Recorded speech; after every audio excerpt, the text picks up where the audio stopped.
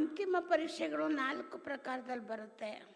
ಯಾವುದ್ಯಾವುದು ಅದನ್ನು ಹೆಂಗೆ ಜಯಿಸೋದಕ್ಕೆ ನಾವೇನೇನು ತಯಾರಿ ಮಾಡಿಕೊಳ್ಬೇಕು, ಯಾವ ಅಭ್ಯಾಸ ನಾವು ನಿರಂತರವಾಗಿ ಮಾಡಿದರೆ ಆ ಪರೀಕ್ಷೆಗಳನ್ನು ಪಾಸ್ ಮಾಡ್ಬೋದು. ಅದು ಬರೋದು ಒಂದೇ ನಿಮಿಷ, ಒಂದೇ ಕ್ಷಣ. ಅದರಲ್ಲಿ ಹೆಂಗೆ ಪಾಸ್ ಆಗಬೇಕು, ಪಾಸ್ ಆಗದೇ ಇದ್ದರೆ ನಮ್ಮ ಪರಿಸ್ಥಿತಿ, ನಮ್ಮ ರಿಸಲ್ಟ್ ಏನು, ಇದೆಲ್ಲ ದಾದಿ ತುಂಬ ನಮ್ಮೆಲ್ರಿಗೂ ಅತಿ ಅವಶ್ಯಕವಾದಂಥ. ಬಾಬೋರೇನು ಮನಸ ಸೇವೆ ಮಾಡಿ ಮನಸ್ಸನ್ನು ಶಕ್ತಿಶಾಲಿ ಮಾಡಿಕೊಡಿ ಅಂತ ಹೇಳಿದ್ದಾರೆ. ಅದಕ್ಕೆ ಸಂಬಂಧಪಟ್ಟಂತೆ ಗುಜಾದಾದಿಜಿಯವರ ಕ್ಲಾಸ್.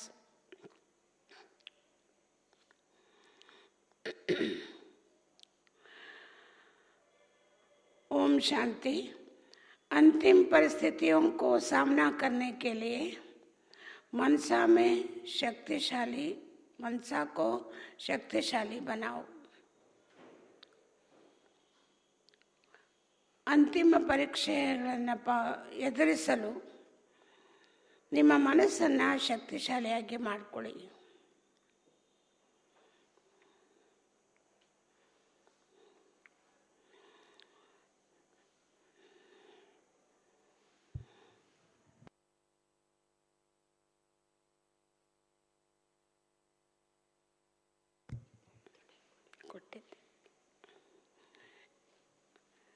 बाबा ने हम सबको ये पाठ पक्का कराया है कि हमें समस्या स्वरूप नहीं, समाधान स्वरूप बनना.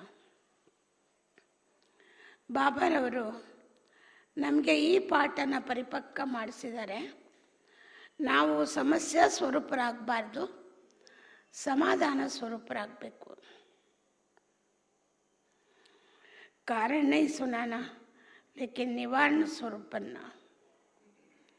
ಕಾರಣಗಳನ್ನು ಹೇಳಬಾರ್ದು, ಆದರೆ ನಿವಾರಣಾ ಸ್ವರೂಪರಾಗಬೇಕು. समस्या चाहे हमारे तरफ से हो या दूसरों के तरफ से हो, कभी कभी गलती फहमी से भी हो जाती है, लेकिन सबका ज्ञान हम सबको मिल चुका है. ಸಮಸ್ಯೆಗಳು ಅದು ನಮ್ಮಿಂದನೇ ಬರ್ಬೋದು ಅಥವಾ ಬೇರೆಯವರಿಂದನೇ ಬರ್ಬೋದು, ಕೆಲವು ಬಾರಿ ತಪ್ಪು ಭಾವನೆಗಳಿಂದನೂ ಬರ್ಬೋದು. ಆದರೆ ಎಲ್ಲದರ ಜ್ಞಾನ ಬಾಬಾ ನಮಗೆ ಮೊದಲೇ ಕೊಟ್ಟಿದ್ದಾರೆ.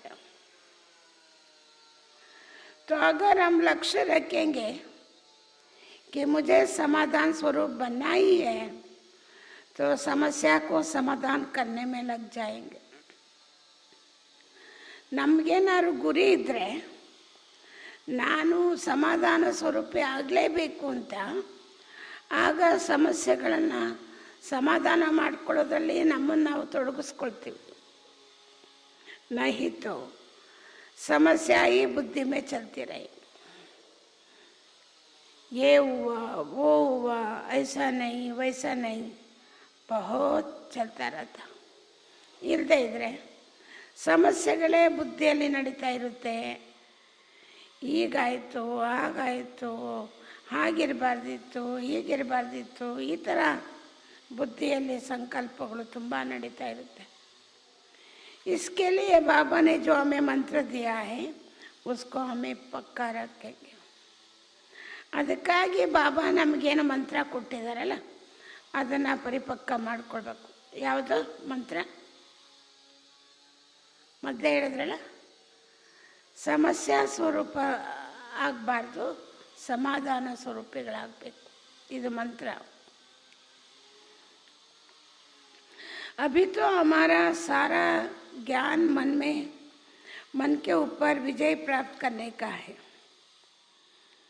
ಈಗ ನಮಗೆ ಜ್ಞಾನ ಪೂರ್ಣ ಕೊಟ್ಟಿರೋ ಉದ್ದೇಶ ನಮ್ಮ ಮನಸ್ಸಿನ ಮೇಲೆ ನಾವು ವಿಜಯಿಗಳಾಗಬೇಕು ಅಂತ. फाउंडेशन ही मन है. पहले संकल्प आता, उसके बाद वाचा और कर्मणा भी होता. ಸಮಸ್ಯೆಗಳ ಫೌಂಡೇಶನ್ನೇ ಮನಸ್ಸು.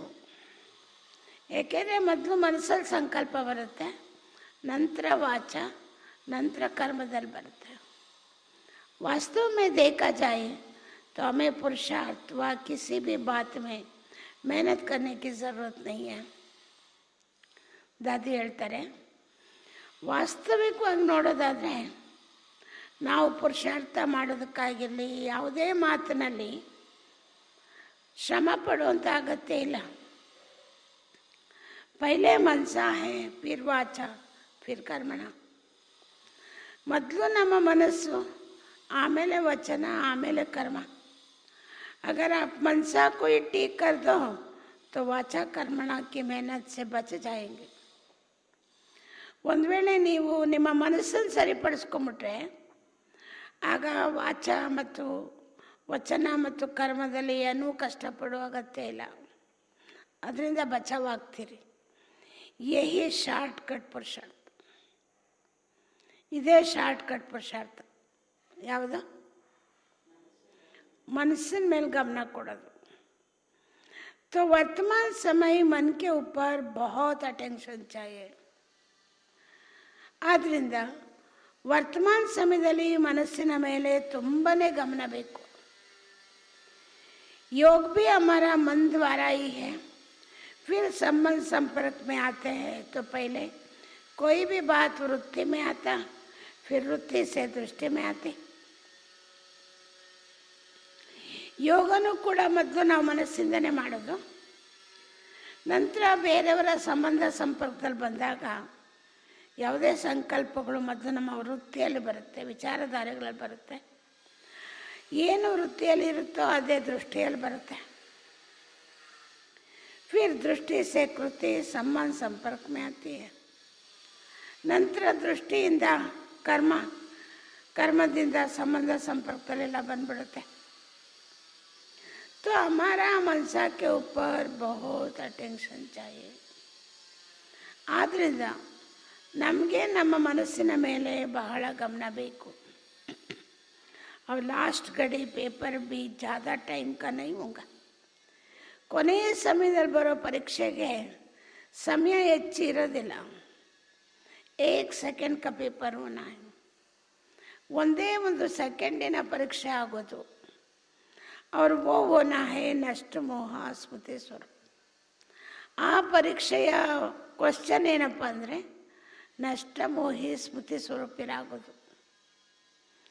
बाबा ने ये पेपर भी आउट कर दिया है, समय भी आउट कर दिया. ಬಾಬೋರು ಪರೀಕ್ಷೆ ಏನು ಬರುತ್ತೆ ಅಂತನೂ ಕ್ವಶನ್ನು ಔಟ್ ಮಾಡಿದ್ದಾರೆ. ಅದೆಷ್ಟು ಸಮಯದಲ್ಲಿ ಪಾಸ್ ಆಗಬೇಕು ಬರೀ ಅಂತ ಸಮಯನೂ ಔಟ್ ಮಾಡಿದ್ದಾರೆ. तो 1 सेकेंड का पेपर होना है. और संकल्प अगर हिलता, मानो मेरे मन में अच्छे के बजाय उल्टा संकल्प आया तो सेकेंड ही लगता है ना. ಒಂದು ಸೆಕೆಂಡಿನ ಪರೀಕ್ಷೆಯಲ್ಲಿ ಒಂದು ವೇಳೆ ಸಂಕಲ್ಪ ಏನಾದರೂ ಅಲುಗಾಡಿದ್ರೆ, ಅಂದರೆ ಸಂಕಲ್ಪ ಒಳ್ಳೆ ಸಂಕಲ್ಪ ಬರೋಕ್ಕೆ ಬದಲು ಉಲ್ಟಾ ಸಂಕಲ್ಪಗಳೇನಾದ್ರು ಬಂದುಬಿಟ್ರೆ ಅದೆಲ್ಲ ಬರೋದು ಒಂದು ಸೆಕೆಂಡ್ ಅಲ್ವಾ. अगर अंत समय मन के ऊपर हमारा अटेंशन अथवा कंट्रोल नहीं है तो उस समय कुछ भी हो सकता. ಒಂದು ವೇಳೆ ಅಂತಿಮ ಸಮಯದಲ್ಲಿ ನಮ್ಮ ಮನಸ್ಸಿನ ಮೇಲೆ ನಮಗೆ ಗಮನ ಇಲ್ಲದಿದ್ದರೆ ಅಥವಾ ನಿಯಂತ್ರಣ ಇಲ್ಲದೇ ಇದ್ದರೆ ಆ ಸಮಯದಲ್ಲಿ ಏನು ಬೇಕಾದ್ರೂ ಆಗ್ಬೋದು ನಮ್ಮ ಮನಸ್ಥಿತಿ. ಡಿಪ್ರೆಷನ್ಗೆ ಹೋಗ್ಬೋದು, ಇನ್ನೇನಾದ್ರು ಆಗ್ಬೋದು. तो अंत के समय आपके पास 4 प्रकार का पेपर आनी है.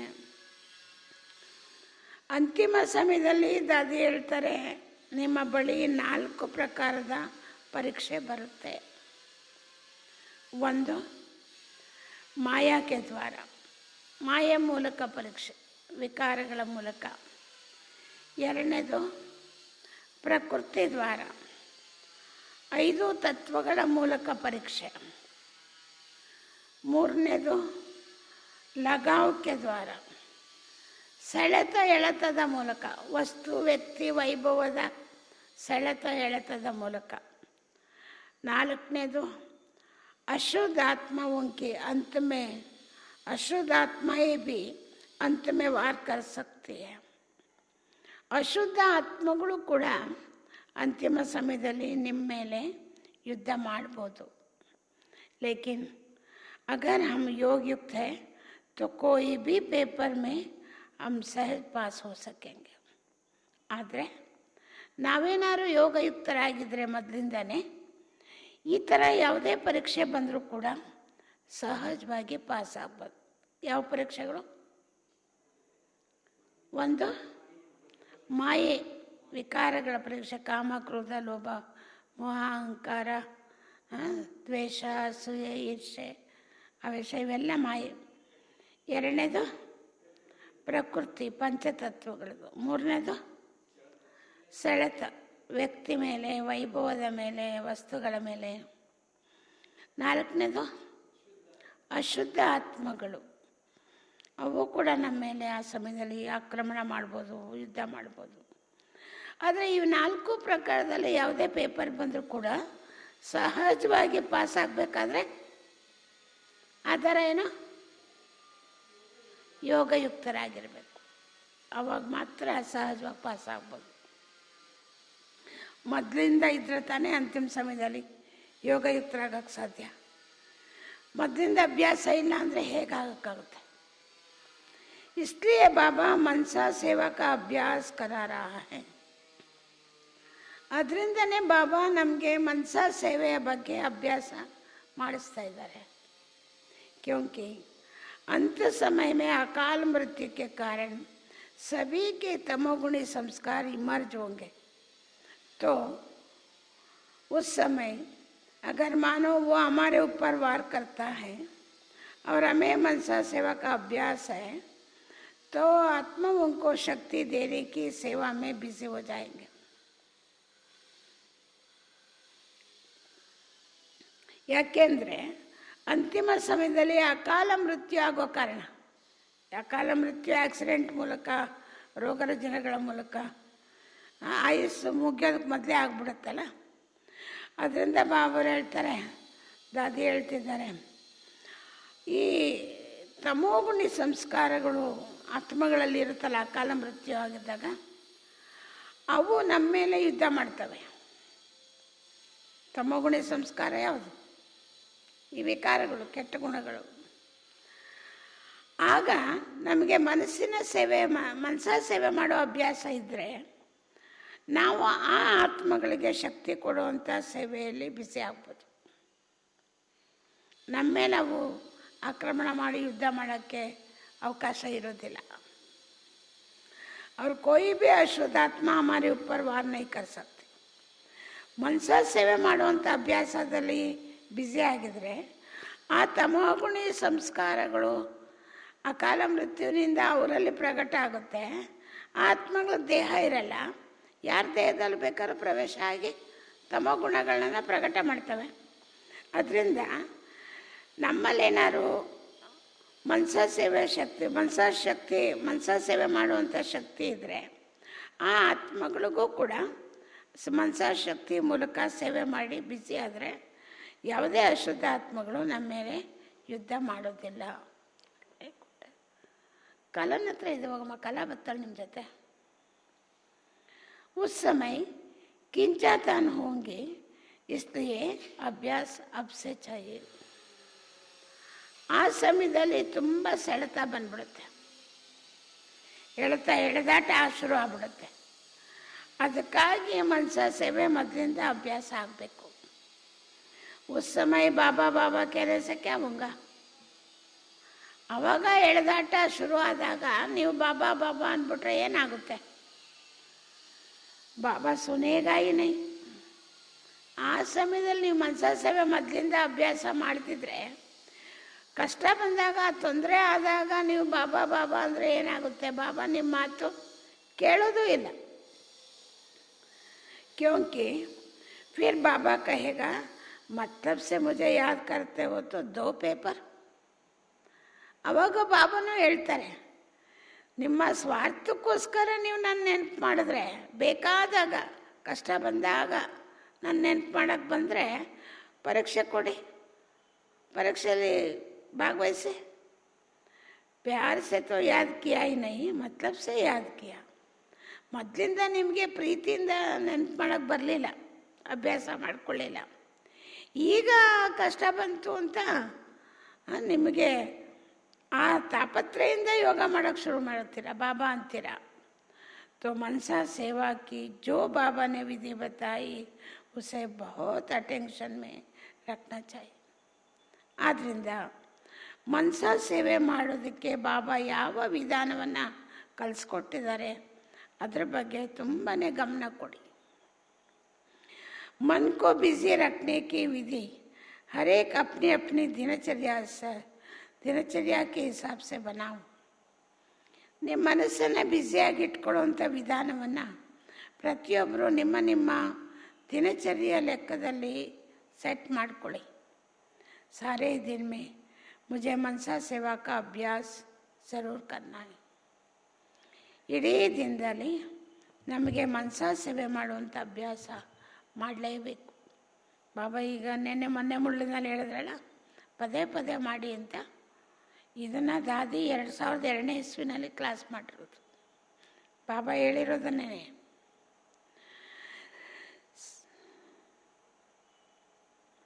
अंत समय प्रकृति की हलचल भी बहुत बढ़ेगी. ಅಂತಿಮ ಸಮಯದಲ್ಲಿ ಈ ಪ್ರಕೃತಿಯ ಏರುಪೇರುಗಳು ತುಂಬ ಆಗುತ್ತೆ. ಪಾಂಚೋ ತತ್ವ ಸಬ್ ಇಕಟ್ಟೆ ಕಾಮ ಕರೆಂಗೆ. ಒಂದು ಭೂಕಂಪ ಅಲ್ಲ, ಒಂದು ಪ್ರವಾಹ ಅಲ್ಲ, 5 ತತ್ವಗಳು, ಅಗ್ನಿ, ನೀರು, ಗಾಳಿ, ಭೂಮಿ, ಆಕಾಶ, ಈ 5 ತತ್ವಗಳು ಏಕಕಾಲದಲ್ಲಿ ಒಟ್ಟಿಗೆ ನಿಮಗೆ ಪರೀಕ್ಷೆ ರೂಪದಲ್ಲಿ ಬರುತ್ತೆ. आप सोचो उस समय क्या हालत होगी. ಪಾಪ ಇವತ್ತು ಉತ್ತರ ಕರ್ನಾಟಕದಲ್ಲಿ ನೀರು ಜಾಸ್ತಿ ಬಂದು ಎಲ್ಲರೂ ಸಾಯ್ತಾ ಇದ್ದಾರೆ, ಎಷ್ಟೊಂದು ಜನ ಸತ್ತೋಗಿದ್ದಾರೆ. ಇಡೀ ದೇಶದಲ್ಲಿ, ಆಂಧ್ರದಲ್ಲಿ, ಬಿಹಾರಲ್ಲಿ, ಎಲ್ಲ ಕಡೆ. ಅದರಲ್ಲಿ ನಮಗೀಗ ನಮ್ಮ ಕರ್ನಾಟಕದಲ್ಲಿ, ಉತ್ತರ ಕರ್ನಾಟಕದಲ್ಲಿ ತುಂಬ ತೊಂದರೆ ಪಡ್ತಾ ಇದ್ದಾರೆ. ಬಾಬಾ ಹೇಳ್ತಾರೆ 5 ತತ್ವಗಳು ಒಂದೇ ಸಾರಿ ನಿಮಗೆ ಪರೀಕ್ಷೆ ತಗೊಳ್ಳುತ್ತೆ ಒಟ್ಟಿಗೆ. ಆ ಸಮಯದಲ್ಲಿ ಯೋಚನೆ ಮಾಡಿ ನಿಮ್ಮ ಸ್ಥಿತಿ ಏನಾಗ್ಬೋದು ಅಂತ, ನಿಮ್ಮ ಗತಿ ಏನು, ನಿಮ್ಮ ಸ್ಥಿತಿ ಏನು ಯೋಚನೆ ಮಾಡ್ಕೊಳ್ಳಿ. तो कितनी ಶಕ್ತಿ चाहिए. 5 ತತ್ವಗಳು ಏಕಕಾಲದಲ್ಲಿ ಏರುಪೇರಾಗ್ಬಿಟ್ರೆ ಆವಾಗ ನಿಮಗೆ ಎಷ್ಟು ಶಕ್ತಿ ಬೇಕಾಗುತ್ತೆ, ಎಷ್ಟೊಂದು ಶಕ್ತಿ ಬೇಕು. अगर हमारा बहुत समय से साधारण पुरुषार्थ है तो हम विजयी बनने में नंबर आगे नहीं ले सकेंगे. ಒಂದು ವೇಳೆ ನಮ್ಮ ದೀರ್ಘಕಾಲ, ನಾವು ಜಾನಕ್ಕೆ ಯಾವಾಗಲೇ ಬರಲಿ, ಲೇಟಾಗಿ ಬಂದ್ವಿ ಅನ್ನೋ ಪ್ರಶ್ನೆ ಇಲ್ಲ, ನಾವು ಬಂದಾಗಿಂದ ಸಾಯೋವರೆಗೂ, ಅಂತಿಮ ಸಮಯದವರೆಗೂ ತೀವ್ರ ಪುರುಷಾರ್ಥ ಮಾಡಿದ್ರೆ ನಾವು ವಿಜಯಿಗಳಾಗ್ಬೋದು. ಒಂದು ವೇಳೆ ಸಾಧಾರಣ ಪುರುಷಾರ್ಥದಲ್ಲೇ ಕಾಲ ಕಳೆದಿದ್ರೆ ಆಗ ನಾವು ವಿಜಯಿ ಆಗೋದಕ್ಕೆ ಸಾಧ್ಯ ಆಗಲ್ಲ. तो हमको ये पुरुषार्थ करना है कि हम अंत में विजयी कैसे बने. ಆದ್ದರಿಂದ ಈಗ ನಾವು ಮಾಡಬೇಕಾಗಿರೋ ಪುರುಷಾರ್ಥ ಏನು ಅಂದರೆ, ಅಂತಿಮ ಸಮಯದಲ್ಲಿ ಈ ಪರೀಕ್ಷೆಗಳು ಬಂದಾಗ ನಾವು ಹೇಗೆ ವಿಜಯಿಗಳಾಗಬೇಕು ಅಂತ. इसके लिए एक तो हम मन को बिजी रखने का अभ्यासी बने. ಅದಕ್ಕಾಗಿ ಒಂದು, ನಮ್ಮ ಮನಸ್ಸನ್ನು ಬ್ಯುಸಿಯಾಗಿ ಇಟ್ಕೊಳ್ಳುವಂಥ ಅಭ್ಯಾಸ ಮಾಡಿಕೊಳ್ಬೇಕು. बीच बीच में इसका अभ्यास करते रहे तभी तो बहुत समय का अभ्यास हो जाएगा. ಇಡೀ ದಿನದಲ್ಲಿ ಮಧ್ಯ ಮಧ್ಯೆ ನೀವು ಅಭ್ಯಾಸ ಮಾಡ್ತಾ ಹೋದರೆ ಅವಾಗ ತಾನೇ ಅಂತಿಮ ಸಮಯದಲ್ಲಿ ನೀವು ಅಭ್ಯಾಸ ಆಗ್ಬೋದು, ಆದ ಸ್ಥಿತಿಯನ್ನು ಅಳವಡಿಸ್ಕೊಬೋದು. मन को जब चाहे जैसे चाहे जिस रफ्तार में चलाना चाहे वहाँ मेरा मन जा सके. ನಮ್ಮ ಮನಸ್ಸು ಯಾವಾಗ ಬೇಕೋ, ಹೇಗೆ ಬೇಕೋ, ಯಾವ ವೇಗದಲ್ಲಿ ನಡಿಬೇಕೋ, ಎಲ್ಲಿ ನನ್ನ ಮನಸ್ಸು ಹೋಗಬೇಕೋ, इसको कहते हैं मन को कंट्रोल करने का पावर.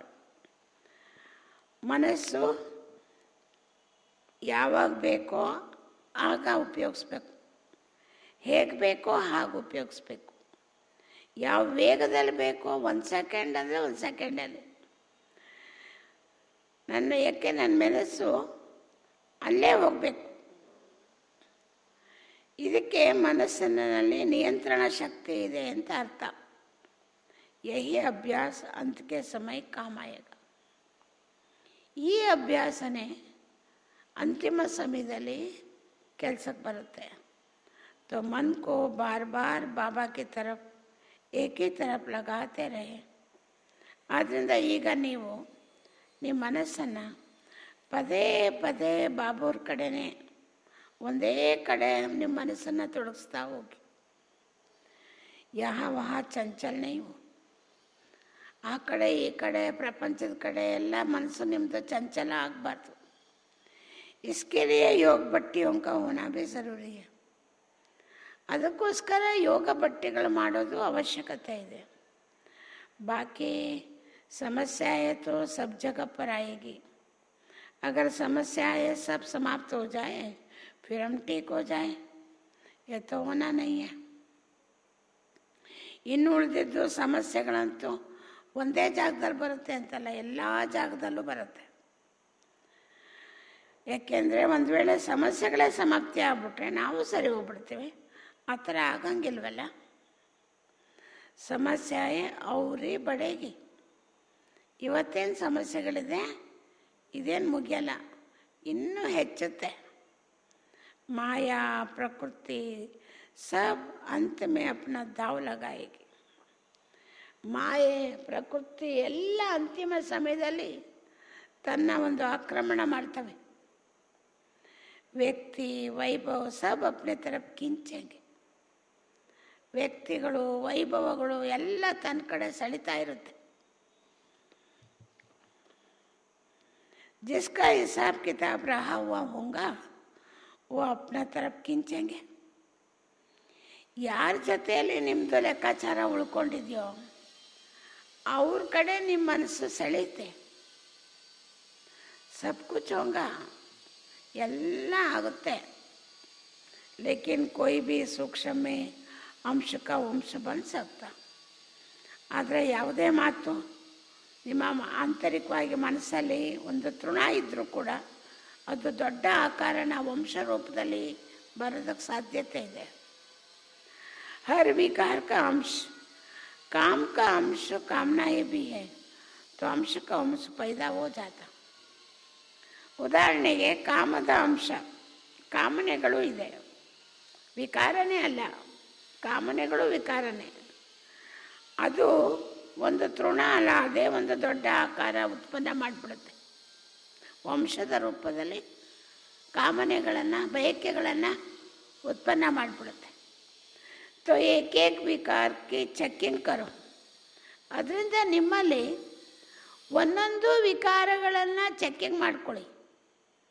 मोटी मोटी चेकिंग नहीं. मुझे तो क्रोध नहीं आता, लेकिन कोई बात ऐसी होती जो आवेश में आ जाते. ಮೇಲಲ್ಲ ಚೆಕ್ಕಿಂಗ್ ಮಾಡ್ಕೊಳ್ಳೋದು. ನೀವು ಹೇಳ್ಬೋದು ನನಗೇನು ಕ್ರೋಧನೇ ಬರಲ್ಲ, ಕೆಲವು ಮಾತುಗಳಲ್ಲಿ ಮಾತ್ರ ನನಗೆ ಆವೇಶ ಬಂದ್ಬಿಡುತ್ತೆ ಅಂತ. ಫಿರ್ ಚಿಡ್ಚಿಡಾಪನ ಆತ, ಆವಾಗ ಮನಸ್ಸಿಗೆ ತುಂಬ ಸಿಡುಕು ಬರುತ್ತೆ. जब भी थकावट होती है या ऐसा कोई बात होती है तो चिड़चिड़ापन आता. ये भी अंश तो है ना. ಯಾವಾಗಾದ್ರೂ ನಿಮಗೆ ಸುಸ್ತಾದರೆ, ಯಾವುದಾದ್ರು ಮಾತುಗಳು ಕೇಳಿ ಬಂದರೆ ಅವಾಗೂ ನಿಮ್ಮ ಮನಸ್ಸಿಗೆ ತುಂಬ ಸಿಡುಕು ಅಥವಾ ಚಿಂತೆ ಬರುತ್ತೆ. ಅದು ಅಂಶನೇ ತಾನೆ, ಅದು ದೊಡ್ಡ ಆಕಾರ ಹೊಂದ್ಬಿಡುತ್ತೆ. इसलिए चेक करो कि कोई भी विकार का अंश हमारे पास रहा हुआ तो नहीं है. ಅದರಿಂದ ಒಂದೊಂದೇ ವಿಕಾರಗಳನ್ನ ಚೆಕ್ ಮಾಡ್ಕೊಳ್ಳಿ. ಯಾವುದೇ ವಿಕಾರದ ಒಂದು ತೃಣನೂ ಕೂಡ ನನ್ನ ಹತ್ರ ಇನ್ನೂ ಉಳ್ಕೊಂಡಿಲ್ಲ ತಾನೆ. ವಿಜಯಿ ತಬ್ ಬನೆಗೆ ಜಬ್ ಹಮಾರ ಮನ್ ಕೆ ऊपर ಕಂಟ್ರೋಲು. ನೀವು ವಿಜಯಿಗಳಾಗಬೇಕಾದ್ರೆ ನಮ್ಮ ಮನಸ್ಸಿನ ಮೇಲೆ ನಿಯಂತ್ರಣ ಇದ್ದರೆ ಮಾತ್ರ. मन को बिजी रखने का आदत बहुत चाहिए. ಮನಸ್ಸನ್ನು ಬ್ಯುಸಿಯಾಗಿ ಇಟ್ಕೊಳ್ಳೋ ಅಭ್ಯಾಸ ತುಂಬಾ ಮಾಡಿಕೊಳ್ಬೇಕು. ಕೈ ಬಾರ ಅಪ್ನ ಸಂಶಯ ವಿಘ್ನ ರೂಪ ಬಂದ್ಕರ್ ಭೀ ಆತ. ಕೆಲವು ಬಾರಿ ನಮ್ಮದೇ ಆದ ಸಂಶಯ ಅದೇ ಒಂದು ವಿಘ್ನ ರೂಪದಲ್ಲಿ ಬಂದ್ಬಿಡುತ್ತೆ. ज्ञान की विधि में जरा भी संशय आया तो भूत प्रेत की बातें याद आएगी. ಜ್ಞಾನದ ವಿಧಾನದಲ್ಲಿ ಸ್ವಲ್ಪ ನಿಮಗೆ ಸಂಶಯ ಬಂದರೂ ಕೂಡ ಭೂತ ಪ್ರೇತಗಳ ಮಾತೆಲ್ಲ ನಿಮಗೆ ನೆನಪು ಬಂದ್ಬಿಡುತ್ತೆ. ये भी हमारा मनसा शक्ति की कमजोरी है. ಏಕೆ ಜ್ಞಾನದ ಮಾತುಗಳ ಮೇಲೆ ಸಂಶಯ ಬಂತು, ಜ್ಞಾನನ ಮನನ ಚಿಂತನೆ ಮಾಡಲಿಲ್ಲ, ಜ್ಞಾನದ ಆಳದಲ್ಲಿ ಹೋಗಲಿಲ್ಲ, ಆವಾಗ ಭೂತ ಪ್ರೇತಗಳು ಬರುತ್ತೆ, ಅವೇ ನೆನಪು ಬರುತ್ತೆ. ಯಾಕೆ ಅಂದರೆ ಅದು ನಿಮ್ಮ ಮನಸ್ಸಿನ ನಿಶ್ಶಕ್ತತೆ. अगर मेरी मनसा शक्ति पावरफुल है तो कभी कोई कमज़ोर संकल्प अथवा अपने में संशय नहीं आना चाहिए. ಒಂದು ವೇಳೆ ನನ್ನ ಮನಸ್ಸಿನ ಶಕ್ತಿ ಶಕ್ತಿಶಾಲಿಯಾಗಿದ್ದರೆ ಎಂದೂ ಕೂಡ ಯಾವುದೇ ನಿಶ್ಶಕ್ತ ಸಂಕಲ್ಪಗಳು ಅಥವಾ ಸಂಶಯಗಳು ನನ್ನಲ್ಲಿ ಬರೋದಕ್ಕೆ ಸಾಧ್ಯ ಇಲ್ಲ.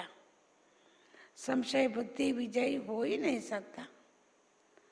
ಸಂಶಯ ಬುದ್ಧಿ ಇರೋರು ಎಂದೂ ಕೂಡ ವಿಜಯಿಗಳಾಗೋದಕ್ಕೆ ಸಾಧ್ಯನೇ ಇಲ್ಲ. ಸಂಶಯ ಬುದ್ಧಿ ನಿಶ್ಚಯ ಬುದ್ಧಿ ವಿಜಯ್ ಹೋಂಗೆ. ನಿಶ್ಚಯ ಬುದ್ಧಿ ಇರೋರು ಮಾತ್ರ ವಿಜಯಿಗಳಾಗೋದು. ಬಾಬುವ್ರ ಮೇಲೆ ಹತ್ರ ಮಾತ್ರ ಅಲ್ಲ ಸಂಶಯ, ಜ್ಞಾನದ ಮೇಲೆ ಸಂಶಯ ಬಂದರೂ ಕೂಡ ಅವರು ವಿಜಯಿಗಳಾಗೋದಕ್ಕೆ ಸಾಧ್ಯ ಇಲ್ಲ. तो अंत के समय ये भी बातें होगी. ಅಂದರೆ ಅಂತಿಮ ಸಮಯದಲ್ಲಿ ಈ ಎಲ್ಲ ಮಾತುಗಳು ಬರುತ್ತೆ ನಿಮ್ಮ ಮುಂದೆ. हमारे में जो विकार कमजोरियां हैं वो जिन भूत के रूप में हमारे सामने आएगी. ನಮ್ಮಲ್ಲಿ ಯಾವುದೇ ವಿಕಾರಗಳು ನಿಶ್ಶಕ್ತವಾಗಿದ್ದರೆ ಅದು ಭೂತದ ರೀತಿಯಲ್ಲಿ, ಜಿನ್ ಅಂದರೆ ರಾಕ್ಷಸಿ ಭೂತ, ಅದು ಬಿಡೋದಿಲ್ಲ, ಅದು ಆ ರೂಪದಲ್ಲಿ ಮುಂದೆ ಬಂದ್ಬಿಡುತ್ತೆ. ಹೇಳ್ತಾರಲ್ಲ, ರಾಜ ಒಬ್ಬ ಜಿನ್ನಿಗೆ, ರಾಕ್ಷಸಿ ಭೂತಕ್ಕೆ ಎಷ್ಟು ಕೆಲಸ ಕೊಟ್ಟರು ಅದು ಬೇಗ ಮಾಡಿಬಿಡ್ತಿತ್ತಂತೆ. ಕೊನೆಗೆ ಅವನೇನು ಏನು ಹೇಳೋದು, ಅದಕ್ಕೆ ಅವನು ಮೆಟ್ಲು ಇಳಿ ಅಂತ ಹೇಳಿದಂತೆ, ಇಳಿತಾ ಇರು. ಹಾಗೆ ಬಾಬಾ ಹೇಳ್ತಾರೆ, ನಿಮ್ಮ ಮನಸ್ಸು ನಿಶ್ಶಕ್ತವಾಗಿದ್ದರೆ ನಿಮಗೆ ಈ ವಿಕಾರಗಳ ನಿಶ್ಶಕ್ತತೆ ರಾಕ್ಷಸಿ ಭೂತದ ರೀತಿಯಲ್ಲಿ ನಿಮ್ಮ ಮುಂದೆ ಬರುತ್ತೆ, ಭಯಾನಕ ರೂಪದಲ್ಲಿ. जिसकी जैसे गलती होंगी उसको वैसे ही सजा मिलेगी. ಯಾರು ಯಾವ ಥರ ತಪ್ಪು ಮಾಡಿರ್ತಾರೋ ಅವರಿಗೆ ಆ ರೀತಿಯೇ ಶಿಕ್ಷೆನೂ ಸಿಗುತ್ತೆ. जिस समय भय होता उस समय हाय हाय करते हुए कहेंगे इतनी गलतियाँ मैंने की है, ये भी किया तो भयभीत होंगे ना, वही भूत हो जाएगा. ಬಾಬಾ ದಾದಿ ಹೇಳ್ತಾರೆ, ಯಾವ ಸಮಯದಲ್ಲಿ ನಿಮಗೆ ಭಯ ಆಗುತ್ತಲ್ಲ ಆ ಸಮಯದಲ್ಲಿ ಅಯ್ಯೋ ಅಯ್ಯೋ ಅಯ್ಯೋ ಅಂತ ನರಳ್ತೀರ. ನಾನು ಇಷ್ಟೊಂದು ತಪ್ಪು ಮಾಡಿದ್ದೀನಿ, ನಾನು ಈ ತಪ್ಪು ಮಾಡಿದೆ ಅಂತ ಅದೆಲ್ಲ ನೆನೆಸ್ಕೊಂಡು ಭಯಭೀತರಾಗ್ಬಿಡ್ತೀರ. ಆ ಭಯಭೀತ ಸ್ಥಿತಿನೇ ನಿಮಗೊಂದು ದೊಡ್ಡ ಭೂತಾಕಾರ ಆಗಿರುತ್ತೆ. ಭಯ ಕಾ ಭೂತ್ ಸಬ್ಸೆ ಬಡ ಹೈ. ಭಯದ ಭೂತ ಬಹಳ ದೊಡ್ಡ ಭೂತ. और भूत तो हट सकता, और भूत तो हट सकता, भय का भूत नहीं हटता. ಬೇರೆ ಯಾವುದೇ ಭೂತಗಳು ಬಂದರೆ ಅವು ಹೊರಟೋಗ್ಬೋದು, ದೂರ ಆಗ್ಬೋದು, ಆದರೆ ಭಯದ ಭೂತ ಮಾತ್ರ ದೂರ ಆಗಲ್ಲ. इसलिए अगर अंतिम समय की तैयारी करनी है तो शॉर्ट में भी तो यही कहूँगी कि अपने मन को शुद्ध तरफ बिजी रखने की दिनचर्या, टाइम टेबल हर एक अपना बनाए और उस पर पूरा चले. ಆದ್ದರಿಂದ ಒಂದು ವೇಳೆ ಅಂತಿಮ ಸಮಯದ ತಯಾರಿ ಮಾಡಿಕೊಳ್ಬೇಕು ಅನ್ನೋದಾದರೆ ನೀವು ಶಾರ್ಟಾಗಿ ನಾನು ಹೇಳೋದೇನೆಂದರೆ, ನಿಮ್ಮ ಮನಸ್ಸನ್ನು ಶುದ್ಧ ವಿಚಾರಗಳ ಕಡೆನೇ ಬ್ಯುಸಿಯಾಗಿಟ್ಕೊಳ್ಳಿ. ನಿಮ್ಮ ದಿನಚರ್ಯ ಟೈಮ್ ಟೇಬಲ್ ಮಾಡ್ಕೊಳ್ಳಿ, ಶುದ್ಧ ಸಂಕಲ್ಪಗಳು ಮಾಡೋದ್ರ ಬಗ್ಗೆ. ಅವರು ಉಸ್ಪರು ಮತ್ತು ಏನು ಮಾಡ್ತೀರ ದಿನಚರ್ಯ, ಯಾವ್ಯಾವ ಸಮಯದಲ್ಲಿ ಏನೇನು ಮಾಡಬೇಕು ನಾನು ಶುದ್ಧ ಸಂಕಲ್ಪ ಅಂತ, ಅದರಂತೆ ಪೂರ್ಣ ನಡೀರಿ. अब मनसा सेवा का बहुत अभ्यास चाहिए. ಈಗ ಮನಸಾ ಸೇವೆ ಮಾಡೋದು ಬಹಳ ಅವಶ್ಯ. ಅದರ ಅಭ್ಯಾಸ ತುಂಬಾ ಬೇಕಾಗಿದೆ. 5 ಮಿನಿಟ್ भी मिले तो ये अभ्यास करो. 5 ನಿಮಿಷ ನಿಮಗೆ ಸಿಕ್ಕಿದ್ರೂ ಕೂಡ ಮನಸಾ ಸೇವೆಯ ಅಭ್ಯಾಸ ಮಾಡ್ಕೊಳ್ಳಿ. ऐसा नहीं समझो 1 घंटा मिले तब मैं अभ्यास करूं, फिर सकाश तो सेकंड भी मिलता है तो मनसा को एकाग्र करके सकाश देने की सेवा में लग जाना चाहिए. ನಿಮಗೊಂದು 5 ನಿಮಿಷ ಸಿಕ್ಕಿದ್ರೂ ಇದರ ಅಭ್ಯಾಸ ಮಾಡ್ಕೊಳ್ಳಿ. ನೀವು ನನಗೊಂದು ಗಂಟೆ ಸಿಕ್ಕಿದ್ರೆ ನಾನು ಈ ಅಭ್ಯಾಸ ಮಾಡ್ಬೋದು, ನಂತರ ನಾನು ಶಕ್ತಿ ಪಡ್ಕೊಂಡು ಬೇರೆಯವ್ರಿಗೂ ಶಕ್ತಿ ಕೊಡ್ಬೋದು ಅಂತ ಯೋಚನೆ ಮಾಡಬೇಡಿ. 1 ಸೆಕೆಂಡ್ ಸಿಕ್ಕಿದ್ರೂ ನಿಮ್ಮ ಮನಸ್ಸನ್ನು ಏಕಾಗ್ರ ಮಾಡಿಕೊಂಡು ಎಲ್ರಿಗೂ ಶಕ್ತಿ ಕೊಡ್ತಾ ಹೋಗಿ. सेकंड मिलता है तो मनसा को एकाग्र करके सकाश देने की सेवा में लग जाना चाहिए. 1 ಗಂಟೆ ಅಲ್ಲ, 5 ನಿಮಿಷ ಅಲ್ಲ, 1 ನಿಮಿಷನೂ ಅಲ್ಲ, 1 ಸೆಕೆಂಡ್ ಸಿಕ್ಕಿದ್ರೂ ಕೂಡ ಮನಸ್ಸನ್ನು ಏಕಾಗ್ರ ಮಾಡಿಕೊಂಡು ಬೇರೆಯವ್ರಿಗೆ ಶಕ್ತಿ ಕೊಡುವಂಥ ಸೇವೆಯಲ್ಲಿ ತೊಡಗಿಸ್ಕೊಬೇಕು. तो जब भी 5 मिनट मिले 10 मिनट मिले हमें इस बात पर अटेंशन ज़्यादा देना है. ಯಾವಲ್ಲೇ ನಿಮ್ಗೆ 5 ನಿಮಿಷ ಸಿಗಲಿ 10 ನಿಮಿಷ ಸಿಗಲಿ, ಈ ಮನಸಾ ಸೇವೆಯ ಬಗ್ಗೆನೇ ಹೆಚ್ಚು ಸಮಯನ ತೊಡಗಿಸ್ಕೊಳ್ಳಿ. ತೋ ಗಮನ ಕೊಡಿ, ಹೆಚ್ಚು ಗಮನ ಕೊಡಿ. और यही अभ्यास हमको अंत समय मदद देगा. ಈ ಅಭ್ಯಾಸನೇ ನಮಗೆ ಅಂತಿಮ ಸಮಯದಲ್ಲಿ ಸಹಯೋಗ ಕೊಡುತ್ತೆ. और यही तो हमारे में इतनी पावर होनी चाहिए जिसको जो चाहिए उसको मेरे द्वारा सब कुछ प्राप्त हो जाए. ಆದ್ದರಿಂದ ನಮ್ಮಲ್ಲಿ ಎಂಥ ಅಭ್ಯಾಸ ಇರಬೇಕು ಅಂದರೆ, ನನ್ನಿಂದ ಬೇರೆಯವ್ರಿಗೆ ಯಾವ ಶಕ್ತಿ ಬೇಕೋ ಏನು ಬೇಕೋ ಅದಕ್ಕೆ ಅವ್ರಿಗೆ ಪ್ರಾಪ್ತಿ ಆಗಬೇಕು. लेकिन ये तभी होगा जब मेरे पास स्टॉक जमा होगा. ಯಾರಿಗೇನು ಬೇಕೋ ಅದು ನನ್ನಿಂದ ಸಿಗಬೇಕಾದ್ರೆ ಮೊದಲು ನನ್ನ ಹತ್ರ ಅದು ಸ್ಟಾಕ್ ಇದ್ದರೆ ಮಾತ್ರ ಸಾಧ್ಯ. इसके लिए 2 ಶಬ್ದ ಯಾದ ರಖೋ. ಅದಕ್ಕಾಗಿ 2 ಶಬ್ದನ ನೆನ್ಪಿಟ್ಕೊಳ್ಳಿ. ಯಾವುದು? ಸ್ಟಾಕ್ और ಸ್ಟಾಪ್. ಶೇಖರಣೆ ಮತ್ತು ಫುಲ್ ಸ್ಟಾಪ್. ಸ್ಟಾಕ್ ಮತ್ತು ಸ್ಟಾಪ್. ಬಿಂದಿ ಲಗಾನ ಮಾನ ಸ್ಟಾಪ್. ಕಳೆದೋದ ವಿಚಾರಕ್ಕೆ ಬಿಂದು ಹಾಕೋದು ಅಂದರೆ ಸ್ಟಾಪ್ ಮಾಡೋದು ಅಂತ. अगर स्टॉप करना नहीं आएगा तो स्टॉक जमा हो ही नहीं सकता.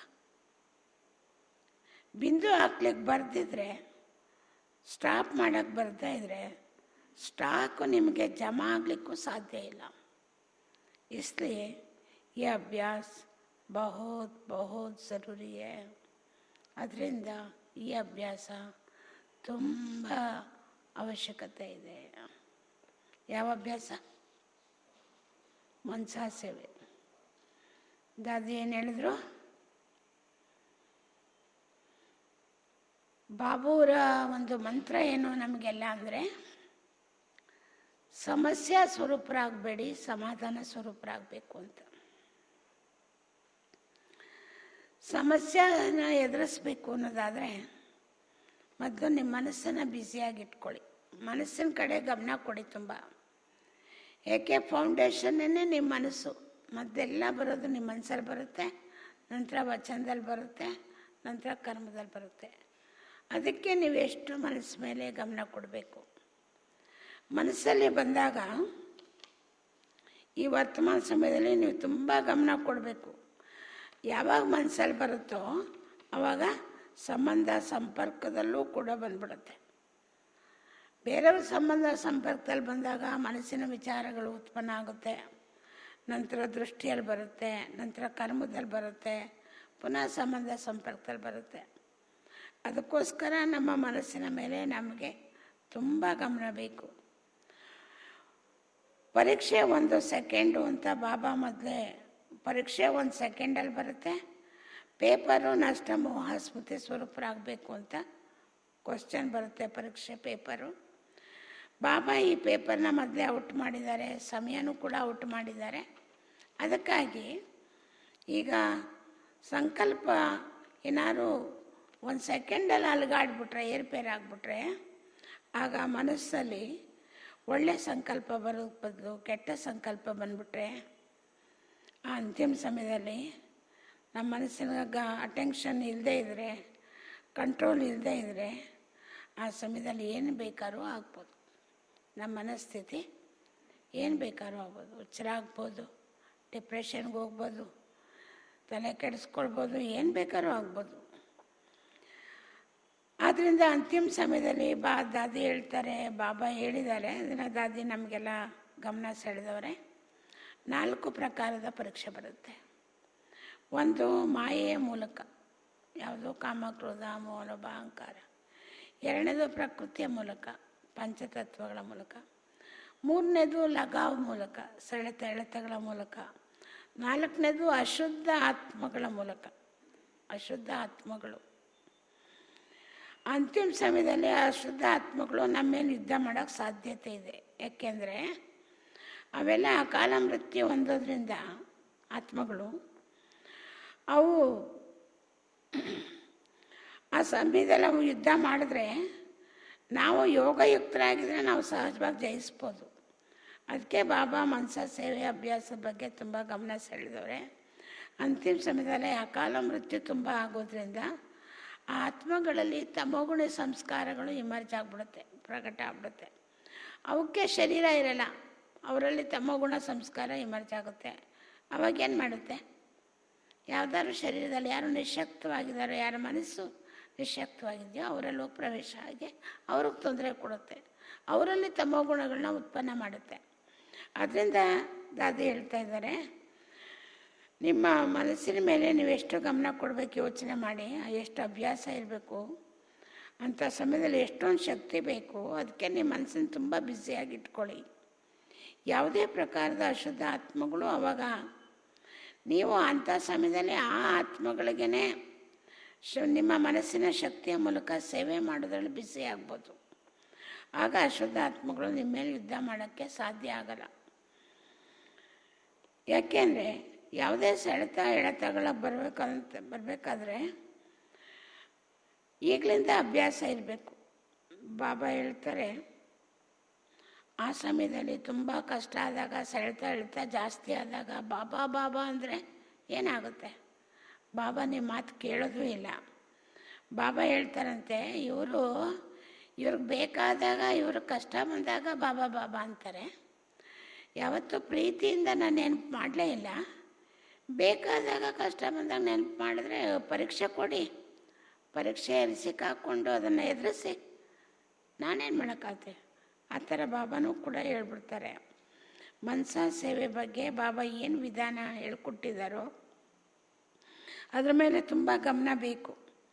ಮನಸ್ಸನ್ನು ಬ್ಯುಸಿಯಾಗಿ ಇಟ್ಕೊಳ್ಳುವಂಥದ್ದಕ್ಕಾಗಿ ಪ್ರತಿಯೊಬ್ಬರು ನಿಮ್ಮ ದಿನಚರಿಯ ಮೇಲೆ ಎಲ್ಲ ಲೆಕ್ಕ ಮಾಡ್ಕೊಳ್ಳಿ. ಇಡೀ ದಿನ ನಾನು ಮನಸ ಸೇವೆ ತುಂಬ ಮಾಡೋದು ಅವಶ್ಯಕತೆ ಇದೆ. ಅಂತಿಮ ಸಮಯದಲ್ಲಿ ಪ್ರಕೃತಿನೂ ಕೂಡ ತುಂಬ ಏರುಪೇರಾಗುತ್ತೆ. 5 ತತ್ವಗಳು ಒಟ್ಟಿಗೆ ಏರುಪೇರಾಗುತ್ತೆ, ಒಟ್ಟಿಗೆ ನಮ್ಮನ್ನು ಪರೀಕ್ಷೆ ತಗೊಳ್ಳುತ್ತೆ. ಯೋಚನೆ ಮಾಡಿ, ಆ ಸಮಯದಲ್ಲಿ ಯಾವ ಸ್ಥಿತಿ ಇರ್ಬೋದು, ಎಷ್ಟೊಂದು ಶಕ್ತಿ ಬೇಕಾಗುತ್ತೆ. ಆದ್ದರಿಂದ ನಾವೇನಾದ್ರು ತುಂಬ ಸಮಯ ಸಾಧಾರಣ ಪುರುಷಾರ್ಥಿಗಳಾಗಿದ್ದರೆ ಅಂಥ ಪರೀಕ್ಷೆಯಲ್ಲಿ ನಾವು ಪಾಸಾಗೋದಕ್ಕೆ, ವಿಜಯಿಗಳಾಗೋದಕ್ಕೆ ಸಾಧ್ಯ ಇಲ್ಲ. ನಮ್ಮ ಪುರುಷಾರ್ಥದಲ್ಲಿ ಅಂತಿಮ ಸಮಯದಲ್ಲಿ ವಿಜಯ ಆಗಬೇಕು ಅಂದರೆ ಅದಕ್ಕಾಗಿ ಈಗಲಿಂದ ಮನಸ್ಸನ್ನು ತುಂಬ ಬ್ಯುಸಿಯಾಗಿ ಇಟ್ಕೊಳ್ಳೋವಂಥ ಅಭ್ಯಾಸಗಳಾಗಬೇಕು. ಮಧ್ಯ ಮಧ್ಯ ಅಭ್ಯಾಸ ಮಾಡ್ತಾನೇ ಇರಬೇಕು. ಭಾಳ ಸಮಯ ಅಭ್ಯಾಸಿಯಾಗಿರಬೇಕು. ಮನಸ್ಸನ್ನು ಯಾವಾಗ ಬೇಕೋ, ಎಲ್ಲಿಗೆ ಬೇಕೋ, ಯಾವ ವೇಗದಲ್ಲಿ ಬೇಕೋ, ಯಾವ ಜಾಗದಲ್ಲಿ ಬೇಕೋ ಅಲ್ಲಿ ಸ್ಥಿತಗೊಳಿಸ್ಬೇಕು. ಆ ಥರ ಮನಸ್ಸಿನ ಮೇಲೆ ನಿಯಂತ್ರಣ ಶಕ್ತಿ ಇರಬೇಕು. ಅಂಥ ಅಭ್ಯಾಸನೇ ಕೆಲಸಕ್ಕೆ ಬರೋದು. ಮನಸ್ಸು ಪದೇ ಪದೇ ಬಾಬನ ಕಡೆ ಹೋಗ್ತಾನೇ ಇರಬೇಕು. ಬಾಬನ ಕಡೆನೇ ಮನಸ್ಸು ತೊಡಗಿಸ್ಬೇಕು, ಬಾಬನ್ನೇ ನೆನಪು ಮಾಡ್ತಾ ಇರಬೇಕು, ಎಲ್ಲೂ ಚಂಚಲ ಆಗಬಾರ್ದು ಮನಸ್ಸು. ಅದಕ್ಕಾಗಿ ಯೋಗ ಬಟ್ಟೆಗಳ ಅವಶ್ಯಕತೆ. ಇನ್ನು ಉಳಿದಿದ್ದು ಸಮಸ್ಯೆಗಳು ಬಂದಾಗ, ಸಮಸ್ಯೆಗಳ ಜಾಗ ಅಂತೂ ಒಂದೇ ಜಾಗ ಅಲ್ಲ, ಎಲ್ಲ ಕಡೆ ಸಮಸ್ಯೆಗಳು ಬಂದೇ ಬರುತ್ತೆ. ಆ ಸಮಯದಲ್ಲಿ ನಾವು ಸರಿ ಹೋಗ್ಲಿಕ್ಕಾಗಲ್ಲ. ಇವು ಸಮಸ್ಯೆಗಳು ಸರಿ ಹೋಗ್ಬಿಡುತ್ತೆ ಅಂತ ತಿಳ್ಕೊಬೇಡಿ. ಸಮಸ್ಯೆಗಳೇನಾದ್ರು ಸರಿ ಹೋಗ್ಬಿಟ್ರೆ ನಾವು ಸರಿ ಹೋಗ್ಬಿಡ್ತೀವಿ, ಇಲ್ಲ, ಸಮಸ್ಯೆಗಳಂತೂ ಇನ್ನೂ ಬರುತ್ತೆ, ಇನ್ನೂ ಹೆಚ್ಚುತ್ತೆ. ಮಾಯೆಯಿಂದ, ಪ್ರಕೃತಿಯಿಂದ ಅಂತಿಮ ಸಮಯದಲ್ಲಿ ಅದರ ಆಕ್ರಮಣ ಜಾಸ್ತಿ ಆಗುತ್ತೆ. ವ್ಯಕ್ತಿ ವೈಭವಗಳು ಕೂಡ ತನ್ನ ಕಡೆ ತುಂಬ ಸೆಳೆಯುತ್ತೆ. ಅದರ ಲೆಕ್ಕಾಚಾರಗಳು ಯಾರ ಜೊತೆಯಲ್ಲಿದೆಯೋ ಅವರು ತಮ್ಮ ಕಡೆ ಅಂತಿಮ ಸಮಯದಲ್ಲಿ ತುಂಬ ಸೆಳೀತಾರೆ. ಎಲ್ಲವೂ ಆಗುತ್ತೆ. ಆದ್ದರಿಂದ ಸೂಕ್ಷ್ಮ ಅಂಶ, ಒಂದು ತೃಣ ಮಾತ್ರ ನಿಮ್ಮ ಮನಸ್ಸಲ್ಲಿ ಅದರ ಅಂಶ ಉಳ್ಕೊಂಡಿದ್ರು ಕೂಡ ಆ ವಿಕಾರದ್ದು ಕೊನೆಗೆ ಅದೇ ಒಂದು ಉದಾಹರಣೆಗೆ ಕಾಮ ಅಂತ ತಿಳ್ಕೊಳ್ಳಿ. ಕಾಮ ವಿಕಾರದ ಅಂಶ ಏನು ಅಂದರೆ ಕಾಮನೆಗಳು, ಬಯಕೆಗಳು. ಅದು ಒಂದು ಸ್ವಲ್ಪ ಇದ್ರೂ ಕೂಡ ಅದೇ ಒಂದು ದೊಡ್ಡ ವಂಶದ ರೂಪದಲ್ಲಿ ಉತ್ಪನ್ನ ಆಗ್ಬಿಡುತ್ತೆ. ಒಂದೊಂದು ವಿಕಾರನ ಚೆಕ್ಕಿಂಗ್ ಮಾಡ್ಕೊಳ್ಳಿ, ಮೇಲ್ಮೇಲೆ ಚೆಕ್ಕಿಂಗ್ ಅಲ್ಲ. ನನಗೇನು ಕ್ರೋಧ ಬರಲ್ಲ, ಎಲ್ಲೋ ಯಾವಾಗ ಒಂದೊಂದು ಸಾರಿ ಒಂದು ಸ್ವಲ್ಪ ಆವೇಶ ಬರುತ್ತೆ ಅಂತ ತಿಳ್ಕೊಬೇಡಿ. ಒಂದು ಸ್ವಲ್ಪ ಮನಸ್ಸು ಕಿರಿಕಿರಿ ಆಗುತ್ತೆ. ಸುಸ್ತಾದಾಗ, ಯಾವ್ದಾದ್ರು ಮಾತು ಕೇಳಿದಾಗ ಮನಸ್ಸು ತುಂಬ ಕಿರಿಕಿರಿ ಆಗುತ್ತೆ. ಇದೆಲ್ಲ ವಿಕಾರಗಳ ಅಂಶನೇ. ಆದ್ದರಿಂದ ಚೆಕ್ ಮಾಡ್ಕೊಳ್ಳಿ. ಯಾವುದೇ ವಿಕಾರ ಅಂಶ ಮಾತ್ರ ಇದ್ದರೂ ಕೂಡ ಅದು ದೊಡ್ಡ ವಂಶದ ರೂಪದಲ್ಲಿ ಬಂದ್ಬಿಡುತ್ತೆ. ವಿಜಯಿ ಆಗಬೇಕು ಅಂದರೆ ಮನಸ್ಸಿನ ಮೇಲೆ ತುಂಬ ನಿಯಂತ್ರಣ ಬೇಕು. ಮನಸ್ಸನ್ನು ಬ್ಯುಸಿಯಾಗಿ ಇಟ್ಕೊಳ್ಳೋ ಅಭ್ಯಾಸ ನೀವು ತುಂಬಾ ಮಾಡಬೇಕು. ಯಾವುದೇ ಕೆಲವು ಬಾರಿ ನಮ್ಮದೇ ಆದಂತಹ ಸಂಶಯಗಳು ಕೂಡ ನಮಗೆ ವಿಘ್ನ ರೂಪ ಆಗ್ಬಿಡುತ್ತೆ. ಉದಾಹರಣೆಗೆ ಜ್ಞಾನದ ವಿಧಾನ ಬಾಬುವರು ಏನು ಕಲಿಸ್ಕೊಟ್ಟಿದ್ದಾರೆ ಅದ್ರ ಮೇಲೆ ಸ್ವಲ್ಪನೂ ಸಂಶಯ ಬಂದ್ಬಿಟ್ರೆ, ಅದೇ ಒಂದು ಭೂತ ಪ್ರೇತಗಳ ಆ ಸಮಯದಲ್ಲಿ ಜ್ಞಾನದ ಮೇಲೆ ಏನಾದ್ರು ಸಂಶಯ ಬಂದ್ಬಿಟ್ರೆ, ಆಗ ಆ ಸಂಶಯನೇ ಭೂತ ಪ್ರೇತದ ಮಾತುಗಳನ್ನ ನೆನಪು ತಂದ್ಬಿಡುತ್ತೆ. ಯಾಕೆ ಜ್ಞಾನ ಇರಲ್ವಲ್ಲ, ಭೂತ ಪ್ರೇತಗಳ ನೆನಪು ಬಂದ್ಬಿಡುತ್ತೆ ಜಾಸ್ತಿ. ಇದು ನಮ್ಮ ಮನಸ್ಸಿನ ನಿಶ್ಶಕ್ತತೆಯ ಸ್ವರೂಪ. ಯಾತಕ್ಕೆ ಬರುತ್ತೆ ಅಂದರೆ ಅದು ನಿಶ್ಶಕ್ತ ಆಗಿದೆ, ಮನಸ್ಸಲ್ಲಿ ಏನೂ ತಾಕತ್ತಿಲ್ಲ. ಒಂದು ವೇಳೆ ನನ್ನ ಮನಸ್ಸು ಪವರ್ಫುಲ್ ಆಗಿದರೆ ಎಂದೂ ಯಾವುದೇ ನಿಶ್ಶಕ್ತ ಸಂಕಲ್ಪಗಳು, ಯಾವುದೇ ಸಂಶಯಗಳು ನನ್ನಲ್ಲಿ ಬರೋದಿಲ್ಲ. ಸಂಶಯ ಬುದ್ಧಿ ಯಾವತ್ತೂ ವಿಜಯಿಗಳಾಗಲಿಕ್ಕಾಗಲ್ಲ. ನಿಶ್ಚಯ ಬುದ್ಧಿ ಉಳ್ಳವ್ರು ಮಾತ್ರ ವಿಜಯಿಗಳು. ಅದು ಬಾಬುವ್ರ ಮೇಲೋ, ಜ್ಞಾನದ ಮೇಲೋ, ಪುರುಷಾರ್ಥದ ಮೇಲೋ, ಧಾರಣೆ ಮೇಲೋ, ಯಾವುದ್ರ ಮೇಲಾದ್ರೂ ನಿಶ್ಚಯ ಇರಬೇಕು. ಅಂತಿಮ ಸಮಯದಲ್ಲಿ ಈ ಮಾತುಗಳೆಲ್ಲ ಬರುತ್ತೆ. ನಾನು ಆ ವಿಕಾರಗಳು, ನಿಶ್ಶಕ್ತತೆಗಳು, ಈ ಭೂತ ಪ್ರೇತಗಳು ಇವಾಗ ಮೇಲೆಲ್ಲ ಎದುರಿಸ್ಬೇಕಾಗುತ್ತೆ. ಯಾರು ಯಾವ ಥರ ತಪ್ಪು ಮಾಡಿದವರು ಅವ್ರಿಗೆ ಆ ಥರ ಶಿಕ್ಷೆ ಸಿಕ್ಕೇ ಸಿಗುತ್ತೆ. ಯಾವ ಸಮಯದಲ್ಲಿ ಏನಾದ್ರು ಭಯ ಆಗುತ್ತೆ ಅಂದರೆ ಆಗ ತುಂಬ ಅಯ್ಯೋ ಅಯ್ಯೋ ನಾನು ಇಷ್ಟೊಂದೆಲ್ಲ ತಪ್ಪು ಮಾಡಿದ್ದೀನಿ, ನಾನು ಈ ತಪ್ಪು ಮಾಡಿದ್ದೀನಿ ಅಂತ ನಿಮಗೆಲ್ಲ ಭಯಗಳು ಉಟ್ಕೊಂಡ್ಬಿಡುತ್ತೆ. ಭಯಭೀತರಾಗ್ಬಿಡ್ತೀರಿ. ಅದೇ ಒಂದು ದೊಡ್ಡ ಭೂತಾಕಾರ ಆಗ್ಬಿಡುತ್ತೆ. ಭಯದ ಭೂತ ಇರೋದಕ್ಕಿಂತ ದೊಡ್ಡ ಭೂತ. ಈ ಭೂತ ಯಾವತ್ತೂ ದೂರ ಆಗಲ್ಲ, ಬೇರೆ ಭೂತಗಳು ದೂರ ಆಗ್ಬೋದು. ಅದರಿಂದ ಅಂತಿಮ ಸಮಯಕ್ಕೆ ತಯಾರಿ ಮಾಡ್ಕೊಳ್ಳೋದು ಏನಪ್ಪ ಅಂದರೆ, ಶಾರ್ಟ್ ಪುರುಷಾರ್ಥ ಯಾವುದು, ಶುದ್ಧ ಕಡೆ, ಶುದ್ಧ ಸಂಕಲ್ಪಗಳನ್ನ ಬ್ಯುಸಿಯಾಗಿ ಇಟ್ಕೊಳ್ಳೋ ಕಡೆ ದಿನಚರಿಯ ಟೈಮ್ ಟೇಬಲ್ ಮಾಡ್ಕೊಳ್ಳಿ. ನಿಮ್ಮ ಮೇಲೆ ನೀವು ಪೂರ್ಣ ಗಮನ ಕೊಡಿ. ಈಗ ಮನಸ ಸೇವೆ ತುಂಬ ಅವಶ್ಯಕತೆ ಇದೆ. 5 ನಿಮಿಷ ಸಿಕ್ಕಿದ್ರೂ ಅಭ್ಯಾಸ ಮಾಡ್ತಾ ಹೋಗಿ. ಆ ಥರ ತಿಳ್ಕೊಂಬಿಡಿ, ನನಗೊಂದು ಗಂಟೆ ಸಿಕ್ಕಿದ್ರೆ ಒಂದು ಸ್ವಲ್ಪ ಅಭ್ಯಾಸ ಮಾಡ್ಬೋದು ಅಂತ. ನಂತರ ನಾನು ಬೇರೆ ಆತ್ಮಗಳಿಗೂ ಮನಸ ಸೇವೆ ಮಾಡಿ ಶಕ್ತಿ ಕೊಡ್ಬೋದು ಅಂತ ಇಲ್ಲ. 1 ಸೆಕೆಂಡ್ ಸಿಕ್ಕಿದ್ರೂ ಕೂಡ ನೀವು ಮನಸ್ಸನ್ನು ಏಕಾಗ್ರ ಮಾಡಿಕೊಂಡು ಸಕಾಶ ಕೊಡ್ಬೋದು. ಆದ್ದರಿಂದ ಯಾವಾಗಲೇ 5 ನಿಮಿಷ ಸಿಗಲಿ, 10 ನಿಮಿಷ ಸಿಗಲಿ, ಈ ಮಾತಿನ ಮೇಲೆ ಪೂರ್ಣ ಹೆಚ್ಚು ಗಮನ ಕೊಡಿ. ಈ ಅಭ್ಯಾಸ ನಿಮಗೆ ಅಂತಿಮ ಸಮಯದಲ್ಲಿ ತುಂಬಾ ಸಹಯೋಗ ಕೊಡುತ್ತೆ. ಈ ಈ ರೀತಿ ನಮ್ಮಲ್ಲಿ ಇಷ್ಟೊಂದು ಪವರ್ ಬೇಕು ಅಂದರೆ ಯಾವ ಸಮಯದಲ್ಲಿ ಏನೇ ಆದರೂ ಯಾರಿಗೇ ಆದರೂ ನನ್ನಿಂದ ಎಲ್ರಿಗೂ ಏನಾದರೂ ಪ್ರಾಪ್ತಿ ಆಗಬೇಕು, ಯಾರಿಗೇನು ಬೇಕೋ ಅದು ಪ್ರಾಪ್ತಿ ಆಗಬೇಕು. ಆದರೆ ಅದು ಯಾವಾಗ ಸಾಧ್ಯ? ಅದು ನನ್ನ ಹತ್ರ ಸ್ಟಾಕ್ ಇದ್ದರೆ. ಅದಕ್ಕಾಗಿ 2 ಶಬ್ದ ನೆನ್ಪಿಟ್ಕೊಳ್ಳಿ, ಸ್ಟಾಪ್ ಮತ್ತು ಸ್ಟಾಕ್ ಅಂತ. ಬಿಂದು ಹಾಕಿದ್ರೆ ಮಾತ್ರ, ಬಿಂದು ಯಾವುದೇ ವಿಚಾರಗಳಿಗೆ ಬಿಂದು ಹಾಕಿದ್ರೆ, ಪುಲಿ ಸ್ಟಾಪ್ ಹಾಕಿದ್ರೆ ಮರ್ತೋದ್ರೆ ಅದಕ್ಕೆ ಪುಲಿ ಸ್ಟಾಪ್ ಅಂತ ಹೇಳೋದು, ಸ್ಟಾಪ್ ಅಂತ ಹೇಳೋದು. ಸ್ಟಾಪ್ ಮಾಡೋಕ್ಕೆ ಬರದೇ ಇದ್ದರೆ ಸ್ಟಾಕ್ ಆಗೋದಕ್ಕೆ ಶಕ್ತಿಗಳು ಸ್ಟಾಕು ಆಗಲ್ಲ. ಆದ್ದರಿಂದ ಮನಸ ಸೇವೆಯ ಅಭ್ಯಾಸ ಈಗ ತುಂಬ ತುಂಬ ತುಂಬ ಅವಶ್ಯಕತೆ ಇದೆ. ಓಂ ಶಾಂತಿ. ಗುಲ್ಜಾರ್ ದಾದಿ.